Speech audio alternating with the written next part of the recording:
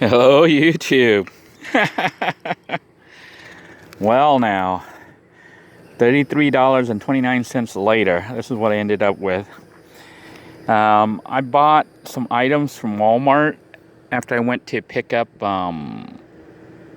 the items at the abandoned warehouse to bring back to my camping spot right here.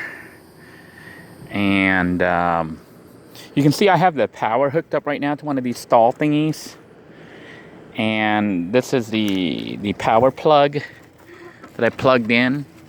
Originally, the power plug had a little adapter, I think, that went to like a regular 120 volt thing.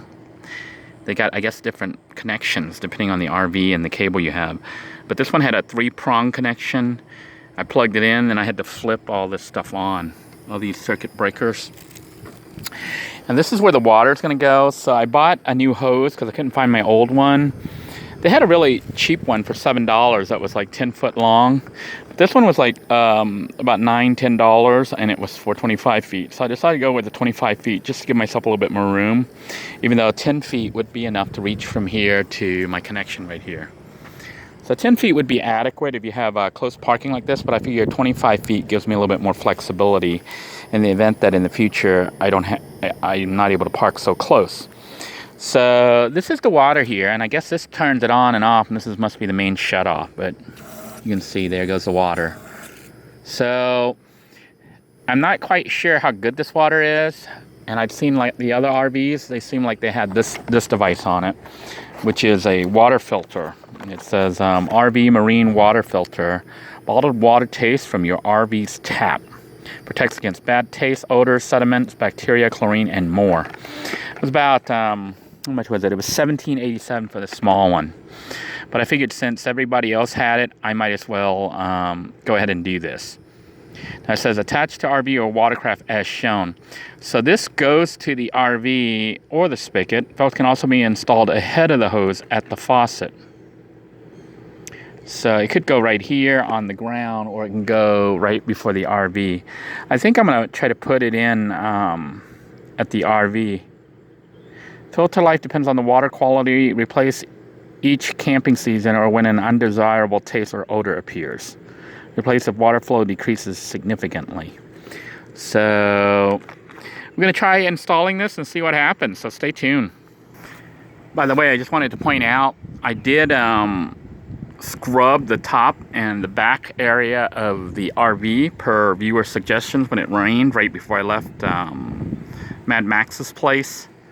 So you can see it's a little bit cleaner. Everything's a little bit shinier, no more black up there. And I got rid of all the mold that I could find. I wasn't able to do all the sides, but I did most of it. So it looks a little bit cleaner. It doesn't look like perfect or anything, but it is quite a bit cleaner.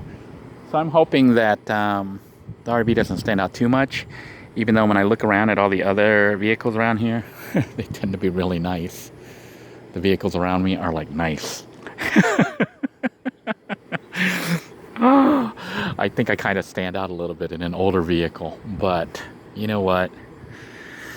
It's here, it's working, it's plugged in. So let's see if we can't get the water working. I guess the first thing I'll do is undo the hose. I don't have a tripod handy, so I'm gonna have to stop and just show you the progress as I get it done. So we'll go ahead and take the hose out, hook up the filter, and see if we can't hook up the system and see if we can get it all working. All right, I opened up this filter thing and it comes out like this. So you've got this little piece, I guess, that attaches onto here, onto the filter itself. And the other end, I guess, goes onto this portion of the hose. So I'm going to go ahead and do that and see if we can't get this installed properly and working. Apparently these filters come with little caps to protect it from junk going in there. So you have to remove these little plastic caps, which I'm getting ready to do here. I have removed the cap and I'm attaching this piece here. So then the assumption will be that, let's say what the city water hookup looks like here. This is all new for me. I'm sure those of you with RVs are very familiar with the process. Let me get the correct key here and see if we can't get this to open up. It does have a little tab thingy there that I guess you can use instead of opening the whole thing up. Yeah, for the water. So this like moves over, so I can actually go here without doing that. So I think I will do that. It's gonna take 2 hands to put this in here, but that other part screws into here. So let me go ahead and deal with that. I was noticing the tip here. This has a tip with the screw on thing. And this would go right here, but that it's bad. So, and it won't go like that. So I am limited in how this can install. This is gonna have to go to this end of the faucet. So I'll screw this in on this end. Then this end here will come down here. So that means the filter is gonna filter right here at the base of the water spigot instead of at the RV itself. At least that's how this one's going to have to be installed. As you can see, I have successfully installed this portion of it. So I'm gonna screw that in all the way, make it nice and tight. And let's try running the water through it and see what it looks like and how it behaves. Hopefully it doesn't like squirt everywhere. I do have the other tip right here. So let's run the water through. It's going through the filter. Ooh, did you see all that black that came out? That was pretty gross. I'm glad I didn't hook it up right away. Guess that was carbon or something that came through. It's carbon, but probably carbon. Probably should run that for a couple minutes.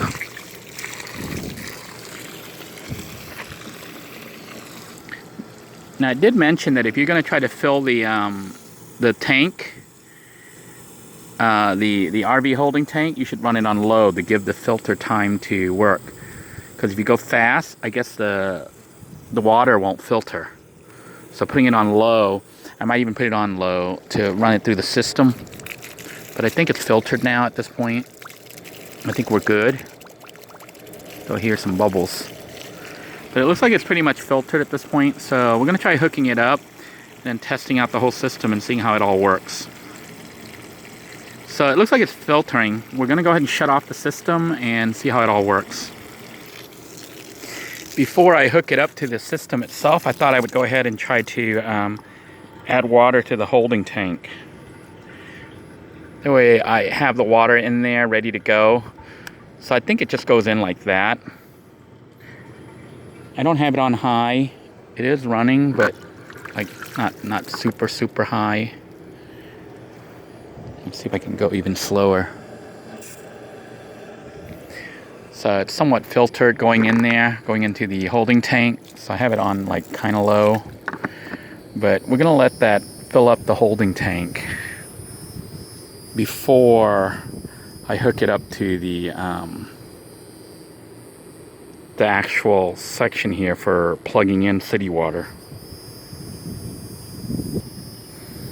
I'll tell you what, this certainly is a lot more pleasant and easier to deal with than hauling all those water jugs. I don't know if you saw the video where I had the 1 gallon water jugs. I brought like 7 gallons, but it was more than 7 gallons. I put in about 30 or 40 gallons worth of water that I've used. So that's what I did when I didn't have the water. I don't know if it's full now. Guess it's not full yet. It was just dripping because I wasn't holding it. I'm wondering if I should turn it up a little bit. Or if it's full because it's coming out. It's still going in there.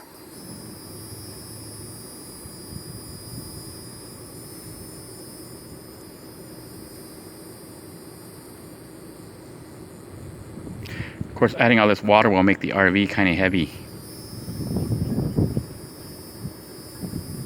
But at least I'll have a supply of water in the event that I want to unhook.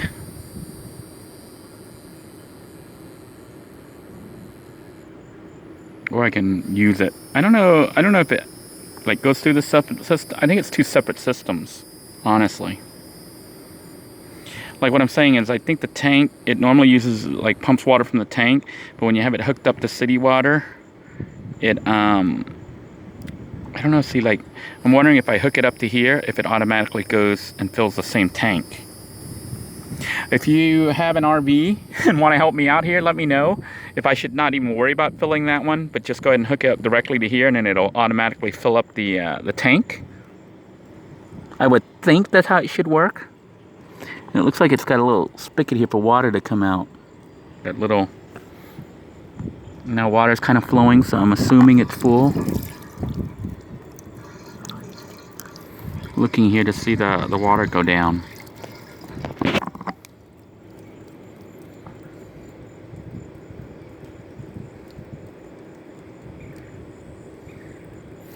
Oh, well, I think I put in enough water at this point, and we're going to go ahead and add it, connect it directly to the city connection here. So I've shut the water off, and now we're just going to take this and screw it into place and see what happens when we turn the water on. I don't think I'm supposed to turn it on maximum, or maybe I am, depending on how much pressure I want. But it won't like squirt water until I turn it on the inside. But we'll go ahead and try it out and see what happens. So the connection has been made, and I'm gonna go ahead and close this other one. the filling, non-pressure water goes into that one. This is broken. It should go in here, but you know the little tab's broken, so I don't think it matters anyways. We'll go ahead and try turning it on to see how it behaves. So we'll see what happens when I pressurize, turn it on. All right, so I have it on maximum pressure, and you can see there is water pressure in the hose. And I don't know if it's squirting out here. Might be too much. It's squirting out. Water's kind of running. So maybe it's a little too much. Let me turn that down just a little. I hope it's not like squirting all inside the RV right now. I'm going to set it at 3/4. Yeah, so that it's not squirting water everywhere. Maybe running a little bit of water. I don't know if that's normal. Is that normal for water to drip over here on this end?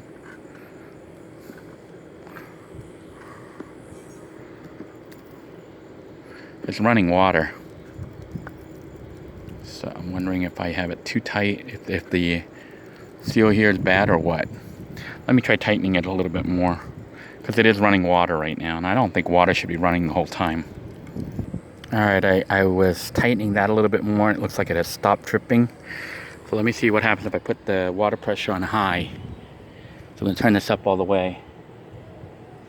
See if it holds. So this is like, I think, maximum right there at halfway, I think.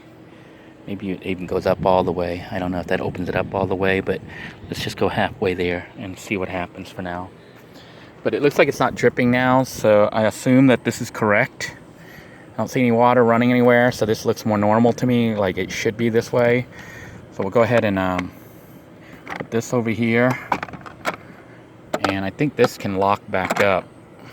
You can probably lock this thing back up so that it doesn't fly open. So let me do that at this point.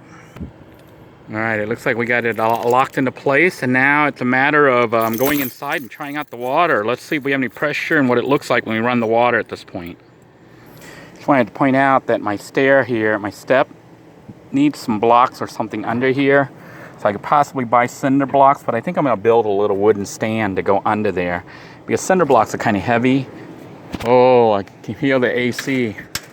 I had shut off the AC when I left the RV to make the run over to pick up the items from the abandoned warehouse.